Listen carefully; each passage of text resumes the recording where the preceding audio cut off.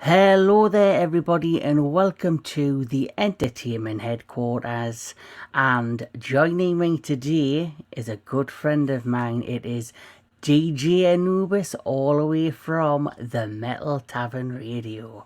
Welcome, my friend. Thank you very much, sir. Glad to be here. Appreciate it. Yep. And a few weeks ago, this particular film was released, and I told DJ Anubis about it, and I thought, I've got mixed, opinions of this just off the trailer, and I thought myself, why don't I check it out? I checked it out, then he checked it out, and he said he had a lot to say about this particular film. And I'm very curious to what he's got to say about this particular film.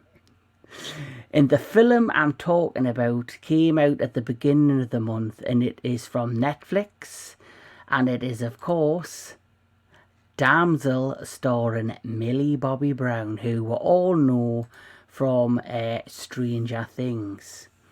So, want to just jump right into this? Let's jump into it. Head right. First. Yeah. So, let's start off with the basics. So, the film was directed by John Carlos Fernandillo, I believe, if I've said his name right. The cast, as we know, is Millie Bobby Brown, who plays Elodie. Then we've got Ray Winston as Lord Bayford, Angela Bassett as Lady Bayford, Brooke Carter as Flora, Nick Robinson as Prince Henry, Robin Wright as Queen Isabel, and so on. And the basic premise of the story for Damsel is this. A dutiful damsel agrees to marry a handsome prince, only to find the royal family has recruited her as a sacrifice to repay an ancient debt. So, first things first, when you first seen the trailer, DJ Anubis, what was your initial reaction? I was 50-50. I am a Millie Bobby Brown fan, so I like her acting. She's a very good actress. Actually, someone enjoyed the Nola Holmes films that she did, and of course, Stranger Things. She's very good in that. Saw her in Godzilla and Kong. So she can act. I don't have any really issues there. She's pretty good with that.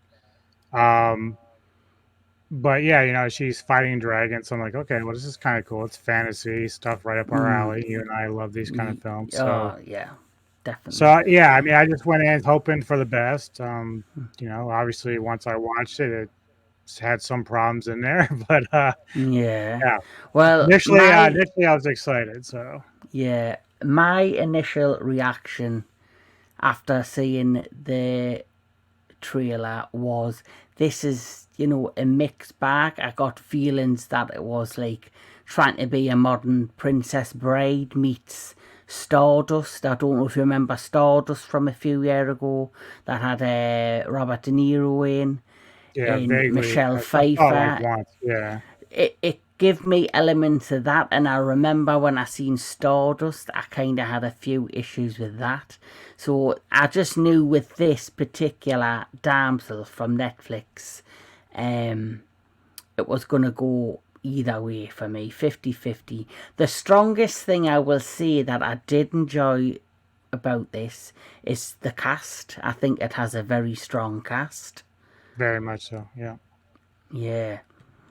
So you had Robin Wright, you had Angela Bassett. I forget who the father was, but I do remember seeing him a lot. Ray Winston played the father. Yep. And you also had, like you said, the actress that does the voice of the dragon. I recognise the name, and I've seen her in a number of films.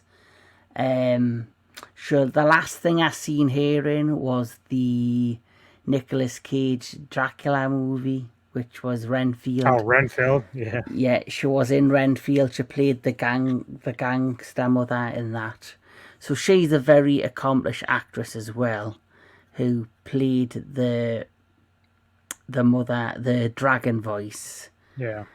But so the film starts off quite dramatic. The first thing you see in the film is you just see these knights, riding on horseback towards this mountain area.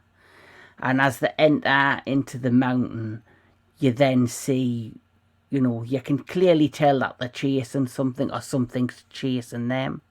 And the next thing you know, it's dragon fire. There's people being slaughtered by the dragon. And it kind of just cuts to black. Mm-hmm. So straight away, they've kind of alluded that there's history there. Or this is initially the backstory between the dragon in this kingdom. So yeah, great. And then as the plot basically quickly transpires, you then see the king, the Lord Bayford, who's from another. I'm assuming he's from another kingdom, another land, which isn't as isn't as prosperous as the land that this kingdom is with the dragon is, because it's all mountainous, it's all kind of hard rock and stone, where the other kingdom where Queen Isabella's from, who's Robin Wright's from, that kingdom's full of flora, beautiful greens, beautiful green land. It's like what a stereotypical fantasy land with all the greenery and beautiful flowers. And her kingdom, where Millie Bobby Brown comes from, is rocks and stone and basically very hard living. And obviously their people are suffering very badly. They're most struggling for food, struggling for supplies. So Lord Bayford, when the Queen comes and meets him, she gives him a proposal to save his people. Yep. So what was your opinion of the initial, the start of this movie and how it kind of came together? Now, are we talking when Elodie's father and them got there, or with the guys before that? Elodie's father is Lord Bayford, played by Ray. Ray. So at that point when they finally arrive, okay. Yeah, because what happens right at the beginning when you see the knights on horseback go to the mountain, it's so fast, and it's like, it basically just gives you a glimpse into like something happening, and then it starts off in this very rocky stone land with Lord Bayford, Elodie, who's Millie Bobby Brown's character, who basically, they're living very, brutal terrain, and this queen has arrived, Queen Isabella, played by Robin Wright, who's got this proposal for Lord Bayford. Yeah, so basically, the father of Elodie has a deal he can strike with this Queen Isabella, and so they go over there by ship, and it's all nice. They got some cool ass big old dragon like statues as their boat makes their way through the fog.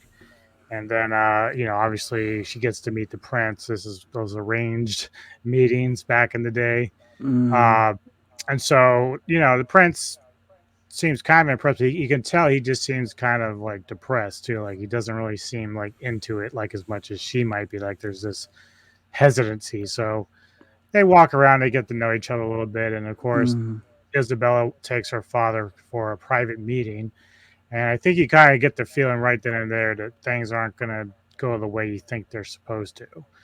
And so eventually, Elodie and the prince get to know each other a little bit, but again, he's trying his best to look happy, but you just know something's off. Yeah, definitely. And one thing I noticed throughout the story arc with the prince, we'll get to the end, and we can do spoilers if you want. I'm not bothered if we do spoilers. Yeah, it's fine. Yeah, but I found it strange that throughout their first initial meeting, the prince and her, when Queen Isabella goes with this proposal for Elodie to marry our prince to combine the two kingdoms. She's very hesitant because she now feels like, she wants to go visit the world and tour the world and, be an adventurer, and she feels now she's been given this commitment that she hasn't really chose for herself. It's been put upon her. And then on the other side of it, you've got the prince who seems like he's being forced to marry, this girl from another kingdom out of, commitment and tradition. And he seems like, you see, not depressed and unhappy about it. Yep. Yeah, so then after the meeting, the queen comes out along with the father, and the father looks a little bit sad, like, he kind of knows what's going on. And then I think they end up spending the night. So Elodie's up there in her little tower, and she's looking out, and she sees some other girl at another tower, whom we don't even know who she really is. We just see her for like a hot second, and then she kind of walks back into her room. They kind of give like a smile to one another, but the youngest sister, the younger daughter, is very excited. She loves everything. She's kind of every time. It should be noted that Angela Bassett had a great role here that was kind of limited. She probably should have been in the movie a little bit more than she was. But she was very skeptical about things, especially the way that the queen would treat her a little bit. And so she would kind of question things like, Elodie, you really don't have to go through with this if you don't want to. But the youngest daughter's like, no, it's great. It's fine. Because she likes all the sprinkled, this fancy stuff and all that stuff. Because it really is nice. I found with the young daughter, for me personally, the sister, it was like taking a kid to Disneyland. Yep. Like everything looks magical and special, and she wants to go on all the rides, but you don't see the dangers around you. And Angela Bassett's character as the stepmother, she basically sees that there's some concern with her husband, Lord Bayford, played by Ray Winston, and she's not happy, and she knows that there's something not quite right. And then I don't think he even tells her what's going on. And I think what signifies to her that there's something wrong is when she goes to speak to the queen, and the queen basically dismisses her, and she basically makes it known that despite you marrying into the family, we're not actually family. It's basically a business transition. Yep. And going back to the girl in the at the window, you see her for that split second, and then the next scene is you see the lights of torchfire going up to the mountain, and you can just see it kind of dimming as they enter the cave of the mountain.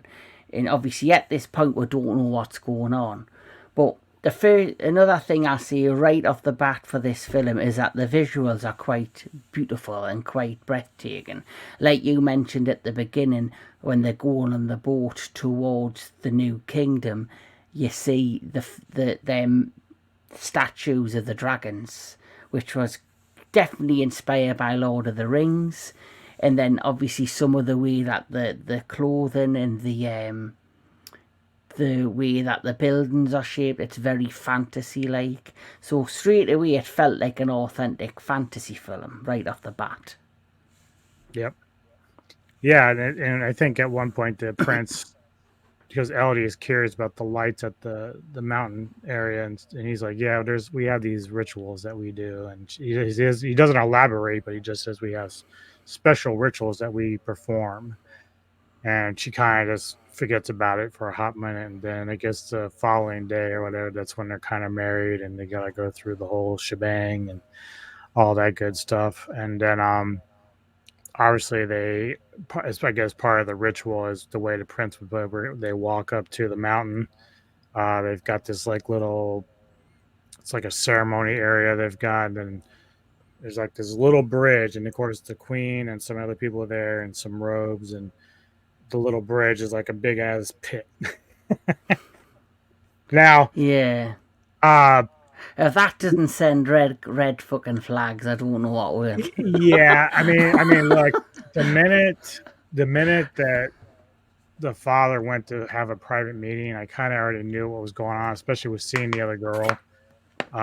Yeah, it was kind of predictable that what was about to happen. This Very part, much so, yeah. And but because I think basically what the prince said as well, he said along the lines of, "This is family. It's a family tradition. Every family has to do this ritual." yeah, And obviously they initially married, and like you said, they go up to the mountain. You see the pit, and he walks her across to the queen who's there, and it's something to do with the coins. They've got these coins that are family, the family crest on, I'm assuming, and they do the ritual with the coins, and then they have to slice, the yeah, hand mixed royal and mix blood. and mix the royal blood in with her blood, and that basically links the families of the royal blood and makes them officially married in Yep. some way, shape, or form. And then this is the bit where things start to get really interesting.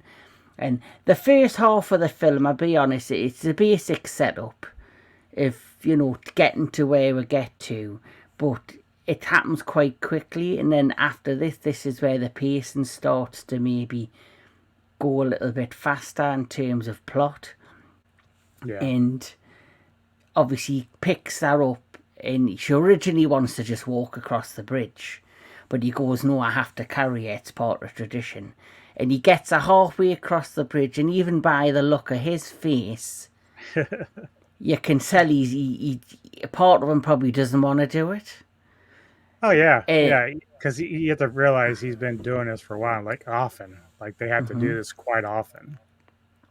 and the next thing you know, he fucking throws her high in the air, and she plummets down, down, down into this big chasm, which is like leads to this giant multi-chambered cave. The only thing I didn't understand, how didn't she break her neck or snap a bone? Yeah, because that wasn't like a short fall. That was a pretty long way. Now it had like what looked like webbing or something, but even that Yeah, they didn't show it like catching her, slowing her tree, down. She just went. yeah, in tree branches. It reminded me the scene out of the Peter Jackson's King Kong, where Yeah, the T-Rex, them V-Rex creatures are attacking Kong, and they're falling deeper and deeper, and they get caught on vines, and they're swinging and fighting. It gave me vibes of that, so that potentially could have been an inspiration for these particular scenes. yeah, And this for me is probably my favourite part of the film, which was where everything kind of goes a bit dark. I thought that's one thing I noticed about it. It starts very all goodness and light at the beginning. Magic Kingdom, getting married, princess meets prince, blah de blah de blah. Then that shit goes down, and they're in this giant cave with all these interlocked chambers like a maze, and she slowly starts to discover like how dark things have become. yep, yeah. So she's down there, and she's at first she's like really devastated. She's screaming for help, and then she just gets like pissed off, like she's, it's like an angry scream, and then now she's trying to find her way through the catechism there, and at one point she kind of like there's some moments where it looks like she was really doing some stunt work herself, or at least more athletic moves, like the jumping to the little ledge and then using her knife or whatever it was she was using to crawl back up. But she ends up finding, because she gets like hurt here and there. In fact, she ends up Just running into the dragon, yeah, who so senses her and is trying to like kill her. well, I'll be So honest, this is my favourite scene in the whole movie when she's first introduced to the dragon. So obviously that's basically the basic of the plot, is that there's family sacrifice, I guess, princesses, yeah, princesses or virgin princesses to the dragon, so it would keep the dragon away from slaughtering their kingdom. That's the kind of the first major reveal. And the first introduction is she's in the cave and she's a bit scared, doesn't know what the hell's going on. And then you see this tiny bird, like a light, and it's flickering, and it turns out to be a bird. But the bird's been completely scalded, and she's feels sorry in for it because she knows it's been absolutely, tortured. The next thing you know, and this is why I think it goes very dark quite quick, there's just thousands of birds, hundreds of them flying through the air, all set ablaze. Yeah. And she's absolutely bewildered with what's going on, and then you just hear little noises here and here and there, and that's when you're first introduced to this black dragon. And for me, that's one of my favourite scenes in the movie, because I just thought, for a Netflix film and for like a film that could be for young children, I thought that was quite dark and brutal to show birds being burned to death by a dragon and flying in agonising pain through It's the a air. nice touch, though, because you think about like some of the other films that have dragons, they never really pay attention to that kind of detail. So that was kind of a nice detail there. Definitely. So for me, straight away, it went from light to dark quite quickly. Yeah, so she's, she gets burned on the leg, not to the point that she's, incapacitated, but it certainly hurts and everything. So she's still managing to dodge this dragon by crawling through some of the smaller parts of the cave, where she ends up jumping on this ledge that takes her to like this pool. And so, she's kind of getting some water. Now above her is like some crystals or something. It's like almost like an ice shield or something.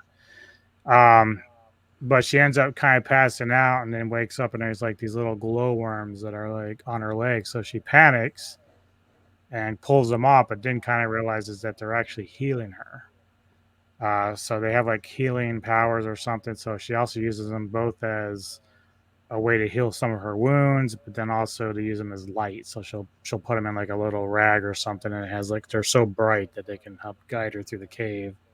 So that was kind of nice too, with the idea there between that, how to use the bugs. Yeah, and it's more like fantasy like elements, how these glowworm bugs kind of like can heal your wounds. And obviously during that time when she finally, she sees the water and she's trying to bathe herself, and you slowly see the ice above her melting at a rapid pace, and then it's revealed that the dragon's above, ready to blow, basically set her alight again. And I think she manages to escape, but then she goes in the little crevices, and the previous girl who she's seen at the tower, she finds her body, and it's all burnt and scalded, and she then also sees, because it must be a part of the cave the dragon can't get to, and it's like this little hidey hole for people to hide in. She then sees names, and she sees other dresses and skeletons and bones of previously princesses who have been sacrificed to the dragon, which I thought again was a real nice touch.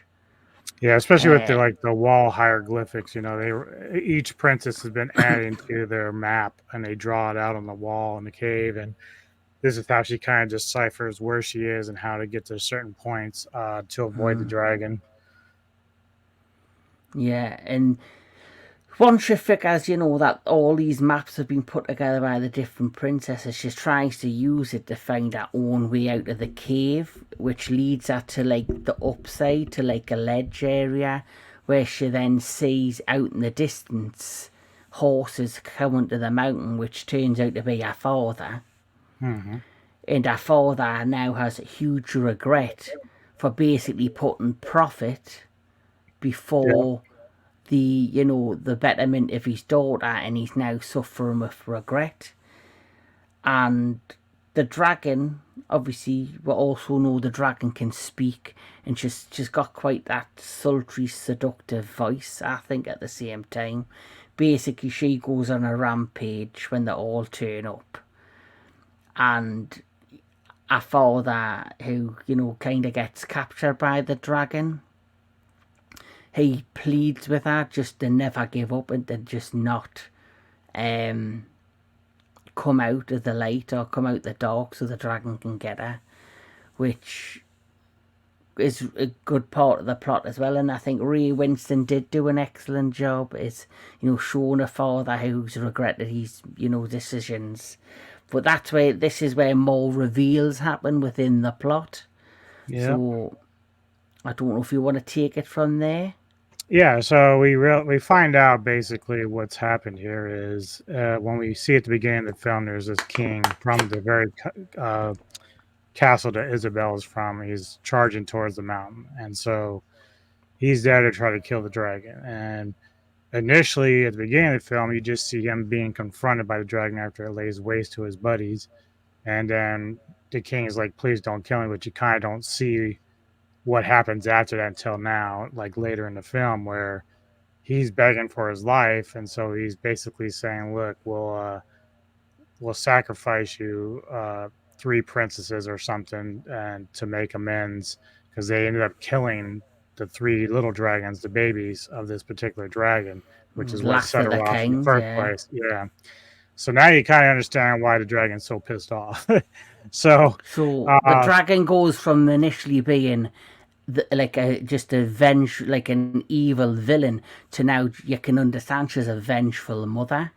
yeah, And she's wanting, she's got nothing to lose and she's willing to go to high water to just kill. And then it obviously, due to this, it proves that the real villain is Queen Isabella, played by Robin Wright, who must be because like they're not being truthful to the dragon either. So a lot of the girls that they're killing are just other princesses all over the world that they're kind of like bribing to come there and then become victims, basically, to save other kingdoms. So.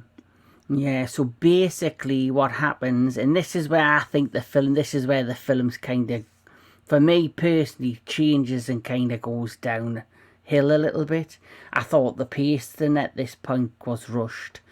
And I thought, obviously, Millie Bobby Brown, she's an excellent actress. But once it's decided, she's figured out what's going on, basically, that the Queen has been sacrificing innocent women for, the betterment of our kingdom, I suppose, and being deceitful to the dragon. She then gets pissed off to the point where she, like, goes into superwoman mode. And, she fights the dragon to the point where she nearly kills the dragon. Mm-hmm.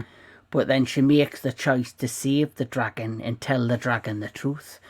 And obviously she goes into the water and gets the glowworms and heals the dragon. And one certain thing I'll say about that dragon fight with Millie Bobby Brown, I thought was quite inventive and quite brutal, especially when I think she stabs the dragon in the eye, if I'm right. And, absolutely, they go brutal, they go toe to toe with one another.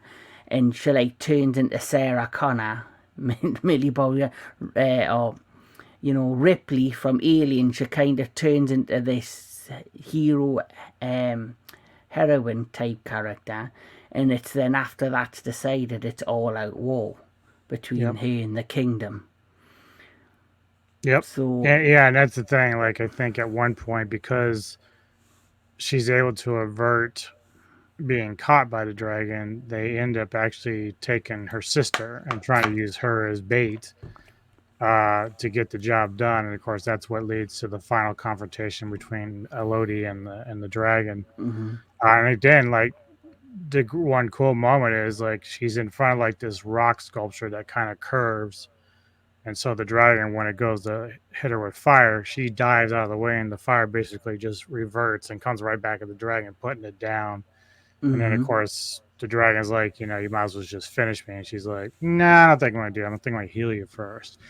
Because she understands what the dragon went through for being so angry. And she was trying to explain, leading up to the fight, that, like, they've been lying to you. Like, I'm not even related to these people. Like, I just got stuck holding the bag. They just threw me down here to appease you. So, yeah, so basically she heals the dragon, and then I don't know how much you want to give away at the end here, but... Well, basically the dragon gets healed, and obviously the kingdom, they just probably assume that she's perished, that with using the sister who they kidnapped just prior to this, both of the sisters have been demised, and the dragon, obviously they don't know what's happened to the dragon, and then she suddenly rocks up to the palace. Yep. Because I made it's spoiler review, I couldn't give a shit. That's fine.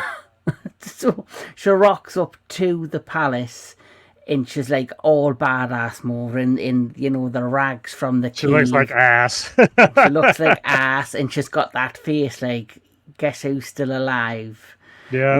And there's Robin Wright being high and mighty, acting like the queen, say, I'm not frightened of you. And then all of a sudden, the dragon appears on the top of the courtyard within the main kingdom castle. And she's looking down at the queen. And you can just look, when I looked at the prince, He looked relieved. He looked relieved, but he looked quite relieved, and he was like, either way, it's over with. This has to end, and it's gonna end. And then you see the dragon release its full fire, its full blast all over the three heads of the family, the prince, the queen, and obviously the king. But there was a beautiful scene of Robin Wright as the queen screaming. I wouldn't say in pain, but in anger, because she's lost.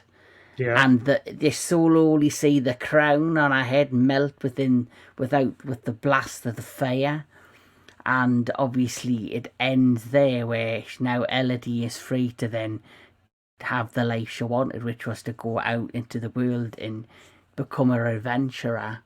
And obviously She's the dragon companion. the dragon is now following her where she goes, because I think they have a mutual understanding. And of course, because I think it must be, it's never really mentioned, but I wonder, out of the fact that Elodie was honest with her, with the female dragon, that she's now becomes, she chooses to be with her, is like, but not like a bodyguard, but they kind of go down like this path of companionship, and she's like betrothed to her. She's like now there for her. Yeah, like I think that's like an unwritten, like an unwritten contract kind of thing. You've been honest. You've told me the truth. I know what happened. I'm now yours, kind of thing. Yeah. So yeah. Overall, though, now that we've talked about the basic plot, overall, what would you say? How do you fully feel about the film? Well, I'll give you my pros first. Now, there were people that were discussing this film just on random forums or Facebook or whatever. A lot of them had a problem with the dragon talking. I'm one of those people that did not, because if you ever saw the movie Dragonheart with Sean Connery, that was a talking dragon. That was a good movie. So that didn't bother me. I think that actually works in this case, because you're still trying to, especially if you're building up that bond between Elodie and the dragon at the end, it makes sense. Also, people had a problem with the fire kind of hurting the dragon. I'm like, well, it's not really a problem, because the dragon's fire is often inside of itself. So it never burns itself. But if it does, it could harm itself. Now, some dragons, maybe not. But, I thought that was a nice little twist. It did affect the dragon on the outside of the body, whereas in the inside, it wouldn't affect it at all. So that didn't bother me. And of course, the nice twist at the end where, she's walking up in the castle and the prince is about ready to marry another girl who she's like, you might want to leave, like, now.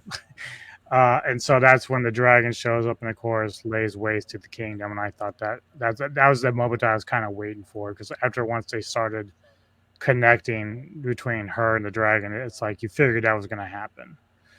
And yeah, so basically those are the pros of the film. What are your pros of the film before I get into the cons? So my pros of the film is I like the world that they built, even though, it's not like over the top fantasy like Lord of the Rings. I like the cinematography. I liked how it looked. It looked polished, it looked smart, and when it was the cave sides of things, it looked nitty and gritty. I liked how it started off as light-hearted, then it got dark, and I was surprised with, some of the scenes that were shown, like I mentioned, the birds being burned. So I was quite pleased with how it wasn't like like a ridiculously soft, campy fantasy film. It did have great elements of going dark. I enjoyed the cast. I thought all the cast were well cast. Like you say, I'll leave that for me cons, but Millie Bobby Brown did a great job. Um, Robin Wright was great as the Heartless Queen. Ray Winston, She I always liked plays a how. good villain. Yes. And, I like how Ray Winston started off as, like, a desperate king wanting to save his kingdom, who then tried to sacrifice his daughter, then seen the error of his ways. I'm like you, I did not have an issue with the dragon talking. I actually quite liked the voice of the dragon. It was soothed and soft spoken when it had to be. And I felt a bit of empathy with the voice as well. The voice, amplified the empathy that you needed for the dragon. Mhm. And like I said, they're me positives of the film. So what's your cons? All right, how much time you got? All the time in the world. All right, so look, I love girl bosses. I do. I love action queens. When I play video games, I oftentimes will play female characters that I think they look good, sexy, and they're strong fighters, whatever. We know in this day and age, you're going to deal with some wokeness or whatever it is they would try to force. I know Millie Bobby Brown's a feminist. That doesn't bother me. The problem that I have, at least one of the problems I have in this film, is that from the get-go, the first thing she's saying through her narration is, you hear about stories where the knight saves the damsel. This isn't one of them. And I'm like, I kind of know you're already going to be the hero in this film. You don't really have to explain it to me any more than that. So I don't need to have that. The thing about the wokeisms or whatever it is that comes to films and series and stuff is that whenever you're doing something, which is diversity and inclusiveness is great. I love it. But it's got to be organic. It can't be forced. You can't like just check off boxes and think that you're doing a good job. The story has to go along with that. And so the cast is amazing. So you're kind of wasting them by trying to check these boxes. I don't like that. So as you said earlier, the movie, I figured out pretty fast what was going to happen. It's very predictable. That's a kind of a problem in terms of just like kind of ruining the story a little bit because you already kind of know what's happening and what's going to happen. There is a point where I think that somebody might have tapped Millie because I think she produced this as well. I think she was a producer on this. Good for her though. But I think Especially somebody for her tapped her age, on. Yeah. she's very young. So to be producing your own work is at her age is quite remarkable. Oh yeah, definitely. But I think somebody probably tapped her on her shoulder and said, you know what, you got to make the queen the bitch because right now we have too many guys that are the assholes, from dad to the prince to whatever. Mm, We got to make sure we got some meanie women in here. So I mm, think they tried to cover their ass a little bit the yeah, other yeah. Yeah, I had time. like I was 50-50, like you see with the prince, because I thought at one point, because of how he was acting, was the prince really a victim or was he going to turn out to be the main villain? That's been Oh, a lot of talk, and I think in a lot because of ways he is that guy that's kind of the victim because the mother gets mad at him when he doesn't want to hurt the young sister. He's like, we shouldn't be doing this. She's not old enough or whatever it was, and she basically just said, "You're a cuck. Just get out of the way," or mm-hmm, something like that. But mm-hmm, either way, he wasn't strong enough to push against his mother, and I think that's the downfall for him. That's why when he was getting toasted, he was kind of like, "Thank God, like I got to get away from her." You know. mm, We talked about it a little bit with Bassett. This movie, I think, if you take some of the other stuff I just mentioned, it needed about 30 minutes more to build depth to the characters because it rushed at certain points. You couldn't get to know who the characters were. And I think they all kind of deserved, each character kind of deserved their own little bit of time to kind of build up their character and let you know exactly who they are. It was kind of just pushing through the motions. mm-hmm, definitely. Let me see what else I got here. So there's comparisons in here that and one of them was immediately for Dragon Slayer, one of my favorite dragon movies Mm-hmm, ever. And of course, that's when I recognized the sacrificing of the princesses. I was like, boom, mm, Dragon Slayer. The other comparison, which isn't really a dragon movie, but with the glowworms, remind me a little bit of Pitch Black with the bugs. yes. So it has a little bit of that feeling. Uh, CGI was not bad. I didn't really have too many problems with it, but it doesn't have the movie like you remember how you were saying it was dark, like the movie's just kind of like a dark vibe. It's dark, but it doesn't have the kind of dark vibe or atmosphere that Dragon Slayer had. So if you Yeah, ever remember that definitely. movie, it's a lot different feel. It's more dread in Dragon Slayer than this one. So Like they you kind said of with, like go you ahead. said with Sorry. the CGI though, how I looked at it, the CGI isn't bad, but you can tell it's like streaming services CGI. It's not like Hollywood blockbuster CGI. So the Mhm. CGI in the budget of this, if they know it's going straight to streaming, they'll only allocate so much of a budget, unless, especially with it being an unknown film, not like with, for example, with Stranger Things or Game of Thrones. Once you're 3 or 4 seasons in, and you've got like a mass audience in the know the hot. It's like selling hot. They'll hire as much fucking money at the budget as they can because they know Yeah. people are going to tune in. But you don't know when this is a potential one-off, which I'm assuming this will be a one-off. Um, Some people say there will might be a sequel. Well, when I get to me cons, I'll tell you what I think. But with it potentially, I just thought with it being a one-off and the unknown of it, will it be successful? Will people watch it or not? Right. They'll probably only allocate a certain amount of budget. Yeah. True. True. I only got a couple more left. So apparently, in the book, this is all based off a book. The prince was actually spared, but they actually killed him off in this film. So I thought that was kind of rude, because especially if you're going to consider the prince a victim himself, like it's kind of like, okay, we're going to kill him anyway. So that was kind of a fucked up thing to do in a movie, but it is what it is. Finally, as I was reading through Rotten Tomatoes, just trying to gauge where people were at with the reviews and stuff, some of the reviewers, especially the critics themselves, the official ones, were like, "Yeah, I thought the breath of the dragon was very unique." And I'm just kind of like, "You've never seen a dragon movie like Rain and Fire or Dragon Slayer? Like they're not unique at all." So I kind of get annoyed by people who do these reviews never do any research. I saw one reviewer that only made a mention to Dragon Slayer. No one else ever did. And so I just Yeah. thought it's kind of weird because they're all trying to give this movie a lot of credit for its originality. In some cases, it does, but it's also borrowed off some other things too. So those are my cons anyway. Right. My list of cons. So first things first, I'll go back to what I said, is that I liked the setting, I liked how it started, but for me the pacing dramatically changed. They built up such a compelling story right off the beginning that I thought, they kind of rushed it by film's end, and I generally believe they could have made this a two-part film. They could have done a part one and a part two. I generally believe they could have, because I just felt the back end of the movie, it's just really rushed and it's really predictable.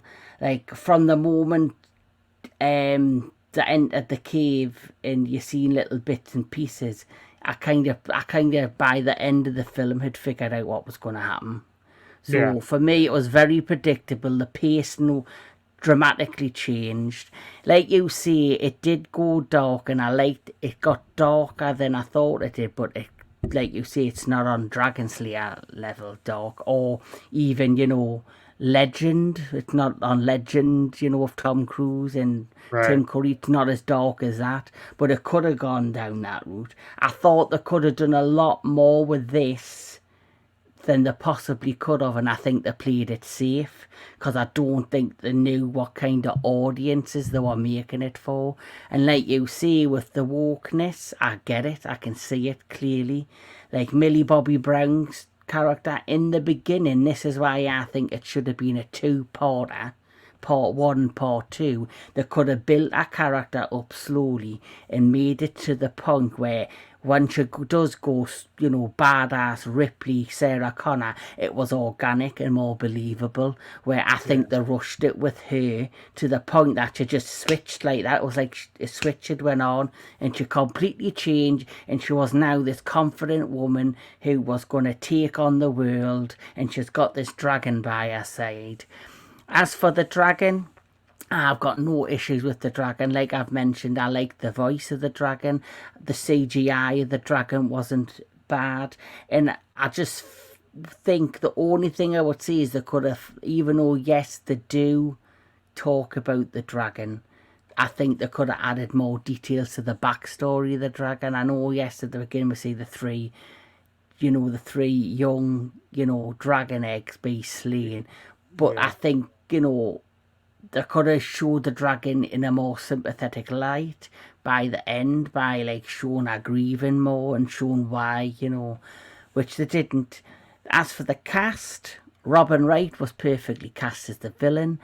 Like I say, I think the prince, I think how they did with him, I think they could have, like you said, maybe not have killed him by the film's end, because you could tell he was tormented as well, because he was being forced to do these kind of things he was doing.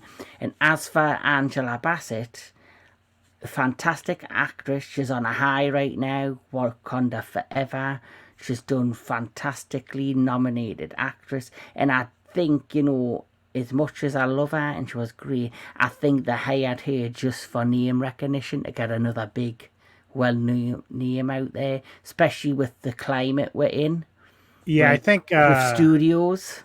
That's kind of the annoying thing, because I hate to say it, but she really did come off as someone just saying, "Hey, we need our token black person in here." Mm-hmm. And it's like, why are you going to do that? She's such a great fucking actress. Like, give her something to work with. Absolutely. Like, I've seen her in some amazing things, and like you say, the script in this was, quite cheesy at times. It reminded me of Stardust. That I didn't like that for them similar reasons. But apart from that, it is okay for what it is. But like I say, I think they could have stretched it out, and the ending was rushed for me. Yeah. So, how are we going to rate this sucker? Yeah. So, on here, I rate things on obviously the entertainment headquarters. I do, 1 to 10 rating. So, for me, I've named the positives. I like the setting. I like the world. I like, the initial darkness of it all. The cast are fantastic. But the pacing and the fact that I think it was rushed by the end, for me's let it down. So I'm going to give this a 6.5. 6.5. You and I are just so on target with each other, because I'm giving it a 6 out of 10. I think it's just adequate. It has some nice ideas, but you and I both pointed out some of the flaws in the movie, and again, I think we both agree, either you're going to do 2 parts to it and try to flesh it out more, or you I think that would have been better, because I love the first half of this film. I really did. I liked how it started light-hearted. Then, as soon as you got dropped down the chasm, it got dark fast, and it grabbed me interest, because at the beginning I was like, yes, it's light-hearted, which these films start at. And I'm like, how am I going to go 50-50 with it? Once you fell into the chasm, got hide into the chasm, my mood changed. I was like, actually, this could be promising. And then when the fucking birds were on fire, got scalded, I was even more interested. But then by the film's end, it kind of went backwards and fell off itself. And I just think it needed to be fleshed out better, and I think this would have worked out better as a 2-part movie. Yep. Yeah, I probably agree there with that. So, that 6.5, 6 out of 10 from Anubis, 6 out of 10 for me, for Damsel. If anybody's seen it, comment below. Tell me if you agree with our comments. If you agree, did you like it? Did you didn't like it? Subscribe, like and share the review and the entertainment headquarters. And please obviously subscribe and like to my friend DJ Anubis, all the way from the Metal Tavern Radio. So this has been Damsel. It's it's a film that you might enjoy, you might not enjoy, but there's more coming up from the Metal Tavern Radio, because me and DJ Anubis will be recording very soon the next installment of the cinematic synergy, and it's my pick this week, which is Kill Command. Check it out. It's a real decent, is it a decent film? We don't know. Check with review on the cinematic synergy. But this is me, this is him, this has been the entertainment headquarters, and check it out again in the future. See ya.